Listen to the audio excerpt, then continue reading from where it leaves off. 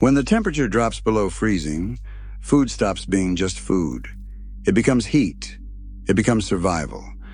Your body burns more calories just to stay warm. Fingers go numb. Decision-making slows. Hunger hits harder and faster. No kitchen, no money, no guaranteed next meal. The entire world feels frozen.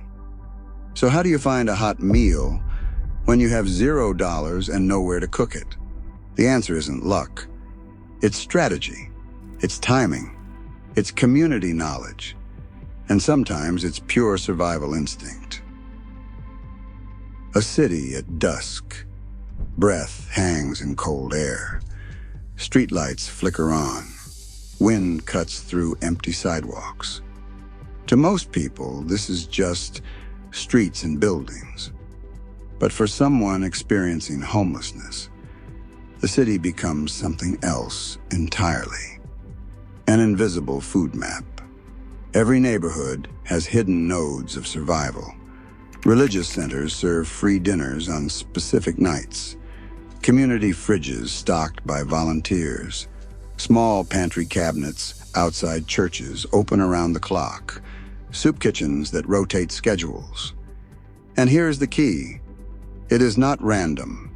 It is mapped out mentally. People memorize which church serves meals on Mondays, which shelter gives out hot coffee at 6 in the morning, which community center opens its doors when temperatures hit a certain threshold. But there is another layer.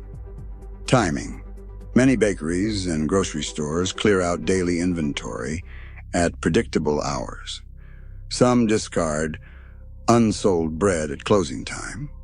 Some quietly set aside items for regulars who ask respectfully. Arrive too early and nothing is out yet. Arrive too late and it is gone. Then there is street knowledge. Information spreads through conversation, whispered in shelter hallways, shared at warming stations, passed along during chance encounters. The deli on 4th gives out soup after 8. The gas station will let you use hot water if you are polite. The shelter on Main Street has extra blankets tonight. This information is not written down anywhere. It is shared. It is earned. It is updated constantly. In winter, knowing where warmth and food intersect can mean the difference between exhaustion and survival. That map lives in people's heads. In summer, healthy might mean fresh salads or light meals. In winter survival, healthy takes a backseat to energy dense. When it is freezing outside, your body burns through calories faster just to maintain core temperature. High-fat, high-calorie foods become gold. Peanut butter, nuts, granola bars, shelf-stable snacks. They do not freeze solid easily. They are compact, and they pack serious energy. Peanut butter, especially, is a winter most valuable player. It is calorie-dense. It does not require cooking. And even if it gets cold, it is still edible.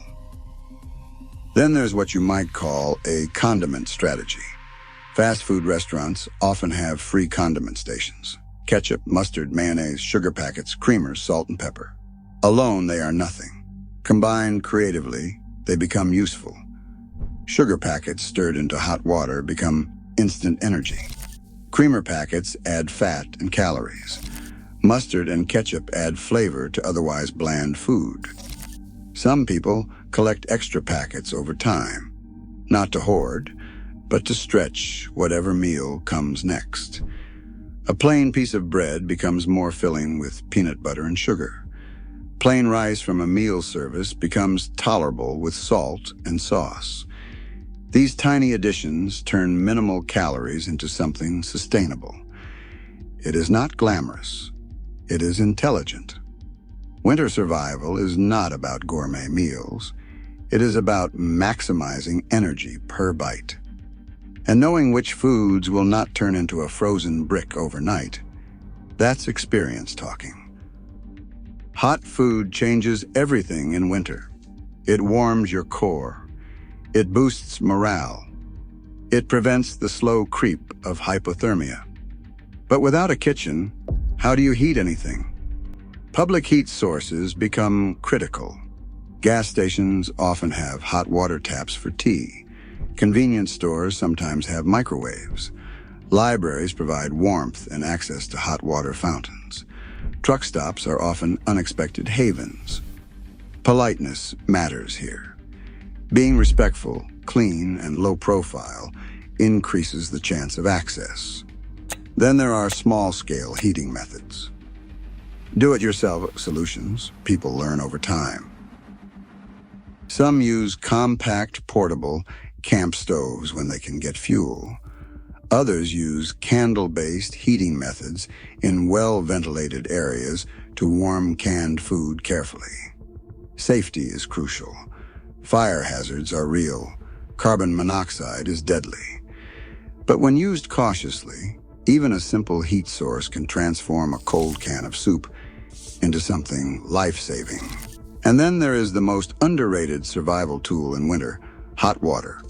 A single cup of hot water can warm hands long enough to restore feeling. It can raise internal temperature slightly, provide hydration when cold suppresses thirst, and create a psychological boost that says, I can make it another hour. Sometimes it is not even about the calories, it is about warmth. Holding something hot in freezing air feels like reclaiming control over your body. That matters more than people realize. Winter survival also involves understanding the social contract of public spaces, fast food restaurants, hospital lobbies, transit stations. These places are warm, but staying inside often requires subtle strategy. Buy the cheapest item possible, maybe a small coffee. Sit quietly and do not draw attention. Rotate locations. It is not about taking advantage. It is about staying alive without breaking rules. Then there is organized charity, soup kitchens, shelters, outreach vans. These services are lifelines, but they often operate on schedules and capacity limits. Lines can be long, meals can run out, space can be limited, so people plan around them. But alongside structured help, there is something equally powerful, individual kindness. A stranger buying an extra sandwich, someone offering gloves, a cashier looking the other way for an extra refill. These moments are not guaranteed, but they happen. Navigating them requires dignity. Standing in a food line can be emotionally heavy. Accepting help can feel humbling. Many people maintain routines, cleanliness, and polite manners, not just for access, but for self-respect. Because survival is not just physical, it is psychological. Preserving dignity in hard circumstances is its own kind of strength. Night settles in. Snow is still falling. A person holds a cup of something warm. Steam rises into cold air. Finding food in winter without money is not random. It is a full-time job. It requires memory, timing, energy management, social awareness, calorie math, and resilience. It requires an intelligence that most people never have to develop. Every hot meal secured in freezing weather represents planning, patience, and persistence. So the next time you see someone walking through the cold at dusk, breath visible in the air, remember, they may have spent the entire day mapping resources, waiting in line, stretching calories, negotiating warmth, protecting their dignity. Survival in winter is not passive. It is active, strategic, and incredibly hard. Sometimes the most powerful stories are the ones happening right in front of us.